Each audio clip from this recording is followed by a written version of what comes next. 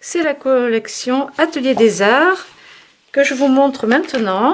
Donc comme tout à l'heure, vous pouvez associer le carton ondulé, ça va très bien avec, le papier craft aussi.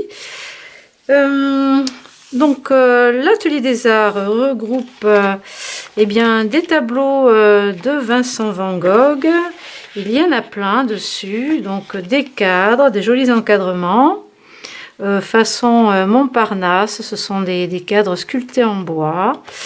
Vous avez des palettes aussi, pinceaux, des clés, voilà des petits trésors d'atelier. Donc on a une première page avec une fenêtre, nous sommes dans l'atelier avec les tableaux posés par terre, le chevalet, les pigments en poudre, les pinceaux sont bien rangés, hein, waouh. Voilà pour l'Atelier des Arts et tout un tas d'étiquettes.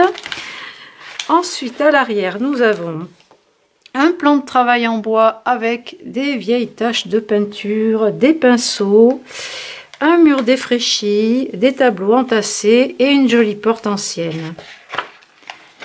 À l'arrière, des fonds assez chargés, mais bon, dans des tons agréables. Ici, nous avons aussi une reproduction d'un tableau japonais. En fond, un tableau de Van Gogh. Les fleurs de cerisier, ça s'appelle les fleurs de cerisier. Là, les fleurs sont un petit peu floues, c'est un peu... l'image n'est pas très jolie à mon goût. Mais bon, on va dire qu'on préfère l'arrière. Ben oui, un tableau de Van Gogh, les fleurs de cerisier. Le seul qu'il est vendu d'ailleurs, pour la petite anecdote. Ensuite, nous avons un comptoir avec une accumulation de vieux livres, une cage à oiseaux, un réveil, la palette accrochée et puis des pinceaux. Nous avons pareil, un fond de fleurs, voilà, et un patchwork de textes de différentes couleurs. Un fond pareil en tissu, des impressions, des tissus, des peintures, des tableaux de Van Gogh. Donc l'arrière façon châssis entoilé. C'est intéressant pour l'arrière. Ici nous avons les cadres et une accumulation de valises. Un fond de marbling, c'est joli. Et ici, toute une accumulation d'objets de peintre. Une palette d'aquarelle, des ciseaux, des pinceaux, des clés. Ici, nous avons des nuanciers. Et sur cette partie, encore des taches d'encre aquarellée. Pareil ici. Et là, on a un tiroir avec des casiers et tout un tas de pigments et de choses. Le mannequin articulé et encore des tiroirs avec des petites choses sûrement cachées à l'intérieur. Un châssis entoilé de dos. Et ici, on a des tubes de peinture, des embellissements, des crayons, de couleurs, la potion magique,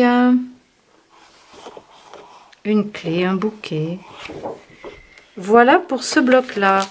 Donc avec ça, je vous ai préparé comme embellissement des jolies clés de chez Craft Consortium, pardon, avec des cadenas. Donc ça, vous pouvez les patiner aussi si vous voulez. Au niveau des encres, je vous ai choisi la sélection rouge Aegean Blue, c'est le bleu antique, et l'Oasis Green, le vert Oasis, qui sont des teintes que vous avez peut-être pris le mois dernier avec d'autres papiers, mais qui s'assortissent très bien. Donc toutes les encres sont revenues en stock aujourd'hui. Et vous avez aussi le ruban rouge assorti. Au niveau des fleurs, je vous propose celle de chez Florella. Donc uniquement dans des tons blanc cassé et bleu grisé, parce que je trouve que ça va très très bien avec. Et ensuite, au niveau des embellissements, vous avez ceux-ci qui peuvent aller avec. Dans ce que vous avez déjà, vous regardez. Il y en a qui s'accordent avec différentes collections de chez Stamperia. J'ai pensé au bocal parce que, à part des fruits et de la confiture, hein, et des petits messages d'amour, on peut aussi faire des shakers en mettant des petites choses qui auraient attrait à l'atelier du peintre, des pigments par exemple. Enfin voilà, je pense qu'il y a moyen d'exploiter ça ou mettre des pinceaux dans le bocal, pourquoi pas. Et cette couverture de chez Craft O'Clock qui irait très bien avec, donc c'est la couverture Wedding numéro 38. Ça, vous pouvez la sortir avec. Voilà, pour ces petites idées d'embellissement et cette présentation du papier Atelier des Arts de chez Stamperia. À bientôt!